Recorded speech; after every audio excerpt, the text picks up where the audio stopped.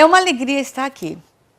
Eu me emociono muito quando eu venho falar para um público em que eu identifico que é um público voltado à proteção da vida e da família brasileira.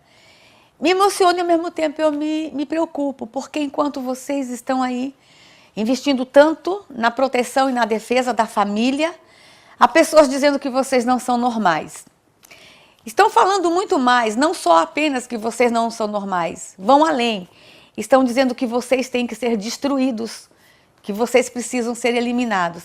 Talvez alguns comecem aqui a falar agora, não, a senhora está exagerando, as pessoas não vão tão longe, vão sim. E infelizmente quem está dizendo que a família brasileira tem que ser destruída não é um grupo qualquer. Infelizmente isso nós encontramos num decreto presidencial. Está sobre nós, está em vigor nesta nação, está em plena execução um decreto presidencial que diz que a família brasileira tem que ser destruída. Acho que eu estou exagerando? Vou mostrar para vocês. O decreto presidencial do que eu me refiro é o 7.037/2009. E aqui vem minha primeira dica. Um decreto presidencial que foi escrito no dia 21 de dezembro de 2009. Olha a data que ele foi escrita. Vésperas de Natal, vésperas de Ano Novo, quando a família estava toda preocupada e com os olhares voltados para as festas natalinas, festas de finais de ano, quando os grupos religiosos estavam todos organizando as suas festas, o Brasil é surpreendido com uma brincadeira dessa. Mas o que esse decreto diz com relação à família? Vou mostrar para vocês. Decreto presidencial 7.037/2009 diz o seguinte, no objetivo estratégico 5, na ação programática D, está dizendo o seguinte, desconstrução da heteronormatividade. Vamos ler de novo? Desconstrução da heteronormatividade. Deixa eu traduzir. Destruição da heteronormatividade. Deixa eu falar mais claro. Destruição da família tradicional. Nós nunca podíamos imaginar que nós teríamos sobre essa nação um decreto presidencial que está regulamentando, influenciando e norteando todas as leis novas que surgiram a partir de 2009 e todas as políticas públicas em execução hoje. Sempre soubemos que este país tem uma influência enorme da teoria da desconstrução. Nós sempre soubemos que as legislações nos últimos anos que estavam sendo construídas, elas tinham uma influência do movimento de desconstrução, a teoria queer, mas nunca usaram de uma forma tão clara. As coisas aconteciam de uma forma meio camuflada, muito discreta, mas tiveram a ousadia, foram longe demais em usar a palavra desconstrução.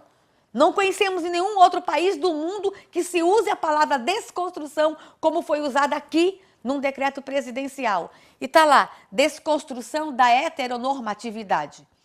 Eu até ficaria quieta, não aceitaria, mas me conformaria se tivesse escrito ali a construção da homonormatividade. Mas eles querem muito mais que construir no Brasil a homonormatividade. Eles querem pior, querem destruir a heteronormatividade. Isso me preocupa muito. Mas eu gostaria que logo esta nação tivesse um outro decreto presidencial. Sou cristã, sou pastora e o meu livro de regra e fé é a palavra de Deus, é a Bíblia. E lá na Bíblia eu encontro um versículo, lá no livro de Daniel, que quando Daniel saiu da cova dos leões, uma das mais lindas da história da humanidade, quando ele saiu da cova dos leões, o rei Dario escreveu um dos mais lindos decretos da humanidade, em que ele diz o seguinte, que todos os povos do meu reino tremam e temam diante do Deus de Daniel. Meu sonho como pastora, meu sonho como mãe, meu sonho como educadora, é que logo, logo nós tenhamos um outro decreto presidencial nesta nação, que não fale que é para se destruir a família brasileira. Meu sonho é que logo nós tenhamos um decreto presidencial que diga o seguinte, que todos os povos nessa nação chamada Brasil, que todos os povos desse país se levantem, e são muitos povos, contando com os tradicionais, nós temos mais de 220 povos nessa nação, que todos os povos se levantem em amor e em defesa à família brasileira. Sonho. Podemos chegar a isso? Podemos. E é uma esperança, e nós estamos lutando por isso. O que me move a andar pelo país inteiro, nos últimos anos, nos últimos meses, e o que me faz ir a igrejas, a universidades, comunidades, é um outro versículo que está na Bíblia, que está lá no livro de Provérbios, no capítulo 31, versículo 8. abre a tua boca em favor do mudo, em favor dos que não podem se defender. Esse versículo diz mais, em outras versões, erga a tua voz em favor daqueles que não falam, daqueles que não podem falar. E eu ergo a minha voz nesse momento, eu obedeço uma ordem, dizendo o seguinte: temos que nos levantar em defesa da família. Mas é só a família brasileira que corre risco aqui no Brasil? Não. A vida humana também está correndo risco. E mais, a liberdade religiosa também corre risco aqui no Brasil. Eu sou assessora jurídica lá no Congresso Nacional. Eu sou assessora jurídica de uma frente parlamentar que cuida das demandas que referem-se à vida. Tenho a honra de estar trabalhando e de ser assessora jurídica de um dos parlamentares que mais atuam na defesa da vida e da família, o deputado Harold de Oliveira. E no dia a dia nós fazemos um monitoramento de tudo que está acontecendo no Congresso Nacional. A nossa lista hoje tem mais de 870 propostas de lei que estão tramitando na Câmara, no Senado, em Assembleias Legislativas, na Câmara de Vereadores. Fiquem atentos, irmãos, as pessoas que estão me ouvindo, porque nem tudo está só no Congresso Nacional, também nas câmaras de vereadores do Brasil, nas Assembleias Legislativas do Brasil, mas a gente também tem acompanhado o que tem acontecido em forma de políticas públicas nessa nação. Eu podia trazer aqui hoje uma lista com mais de 870 propostas. Vocês iam ficar impressionados com o que eu tenho, mas eu vou trazer apenas um projeto de lei. Eu podia trazer os outros 870, mas eu vou falar para vocês de apenas um projeto de lei que está tramitando hoje no Congresso Nacional, que afeta diretamente a vida humana, a família, a igreja, a liberdade religiosa e as liberdades fundamentais, as liberdades individuais nessa nação. Vou dizer para vocês, que projeto de lei é esse? Aonde ele está? Nós já temos um decreto presidencial. Nós já temos aqui um decreto que está em vigor, que nos preocupa, um decreto que tem nos colocado em situações delicadas nessa nação. Mas eu vou dizer agora para vocês de uma proposta que está lá tramitando no Senado Federal. Que proposta é essa? Eu quero dizer para vocês do projeto de lei 236/2012. Que projeto é esse? Reforma do Código Penal Brasileiro. Já ouviram falar sobre isso? Com certeza todos vocês já ouviram falar sobre isso. Esse projeto de lei, ele entrou no Senado Federal em 6 de julho, entre 6 e 7 de julho de 2012, novamente às vésperas de um recesso parlamentar. Assim como o decreto presidencial 7.037 foi escrito durante o recesso parlamentar, quando os parlamentares cristãos, pró-família, pró-vida, estavam indo para suas casas, estavam deixando o Congresso Nacional no recesso, o Brasil foi surpreendido com aquele decreto presidencial. Agora, os mesmos parlamentares que fazem o enfrentamento na defesa da vida e da família são surpreendidos no Senado com o projeto de lei da reforma do Código Penal. Nós sabemos que o Código Penal brasileiro precisa ser mudado, precisa ser atualizado. Ele é de 1940. Há muito tempo que o Congresso Nacional está querendo fazer a reforma.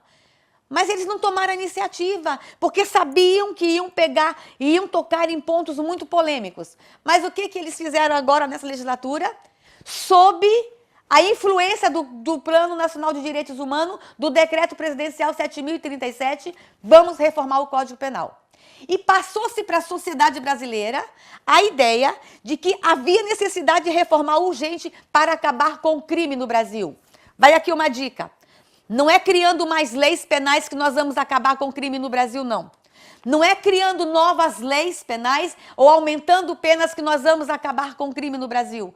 Nós sabemos que nós só vamos acabar com o crime no Brasil quando nós tivermos políticas públicas sérias. Nós vamos acabar com o crime no Brasil quando os nossos jovens tiverem acesso ao mercado de trabalho. Nós vamos acabar com o crime no Brasil quando nós tivermos educação de qualidade nessa nação, quando todos tiverem acesso à saúde. Mas nós vamos acabar com o crime no Brasil também quando os corruptos deixarem de roubar a verba pública, da segurança pública e encaminhar para verdadeiras políticas de segurança pública. Assim nós vamos acabar com o crime e com a violência no Brasil. Mas o Senado disse que nós tínhamos que aprovar urgente para acabar com o crime no Brasil. Entendemos necessário reformar o Código Penal, mas sabemos que ele não vai ser a única solução. E aí a gente começou a ver toda uma movimentação de que tinha que se aprovar correndo. Aí no dia 6 de julho, os juristas escreveram uma proposta para a reforma do Código Penal. Não foram os senadores que escreveram, não. Deixa eu dizer para vocês. Nenhum senador teve a coragem de escrever as besteiras que eu vou mostrar para vocês. Nenhum senador teve a coragem de afrontar a vida, a família, a sociedade brasileira e a igreja da forma como eu vou mostrar a vocês. O que eles fizeram? Chamaram um grupo de juristas que foram chamados os ilustres, os notáveis. E esses ilustres notáveis eram 17 homens, depois eles ficaram num grupo com apenas 16, falar em nome da sociedade brasileira, e eles não tinham nenhum direito de falar em nome da sociedade brasileira, porque não foram eleitos para isso, não tiveram voto da população, não nos ouviram, não ouviram os grupos sociais, não ouviram os grupos religiosos, escreveram uma proposta. Mas a proposta que eles estavam escrevendo era tão ridícula, tão absurda, que os assessores cristãos, os deputados cristãos, inclusive o deputado Haroldo de Oliveira, que estava acompanhando todo aquele processo que eles estavam escrevendo, toda aquela proposta, nós não acreditávamos que a proposta fosse se transformar em projeto de lei. Ela era tão ridícula e ela tinha tantos absurdos, vou contar só um absurdo engraçado para vocês. Tá lá, os notáveis, os nobres juristas escreveram o seguinte: crime de lesão corporal, machucar alguém, agredir alguém, 6 meses de cadeia, a pena será 6 meses de cadeia. Aí eles criaram o capítulo de proteção aos animais. Machucar um animal, 4 anos de cadeia. Inclusive, a gente fala por aí, numa forma brincando, irônica, para vocês sentirem a realidade. Se o cachorro do seu vizinho te morder, tu bate no vizinho, porque são só 6 meses de cadeia. Porque se tu bater no cachorro, são 4 anos. Olha que absurdo! Olha como eles relativizam a vida, olha o valor que eles dão à vida humana. E aí a proposta foi apresentada para o Congresso Nacional, nós acreditávamos que o Senado não ia receber, em menos de 40 horas. Para nossa surpresa, o Senado Federal, às vésperas do recesso parlamentar, transformou aquela proposta absurda em projeto de lei 236/2012. Aí nós nos assustamos, epa, tem alguma coisa errada aqui. Aí os deputados e senadores saem do recesso e a gente ouve nos bastidores do Senado que era para aprovar isso até dezembro de 2012. Mas por que essa pressa? Não, para acabar com o crime no Brasil. Olha os argumentos. Vou dar uma dica aqui. Preste bem atenção e comece a questionar todos os argumentos e todas as justificativas que se passa para a sociedade quando querem impor alguma coisa aqui. Deixa eu dizer, vamos liberar, vamos aprovar o projeto urgente para acabar com o crime no Brasil. E depois usar um outro argumento. Vamos aprovar. Sou pastor Jeremias, candidato a deputado distrital aqui em Brasília. Estou tão revoltado como você depois que assistiu esse DVD. Eu pude perceber que existe um plano arquitetado para a desconstrução da família. E eu preciso da sua ajuda para juntos, lá na Câmara Legislativa, lutarmos em favor da família e em defesa da família. Meu nome, pastor Jeremias. Deus abençoe. E eu peço ao Senhor para que tenha misericórdia de nós, da nossa cidade e da nossa nação. Essa é minha indignação contra esse e tantos outros projetos contra a nossa família. Por esse motivo que eu estou aqui no Congresso Nacional defendendo a nossa família. E tem mais de 800 projetos contra a nossa casa. Eu sou deputado federal Vitor Paulo, eu conto com seu apoio. Meu número é 1010. Em favor da família tradicional e dos valores cristãos. Para deputado distrital, pastor Jeremias 20777. É isso aí, pastor Jeremias 2777, porque nós acreditamos na família.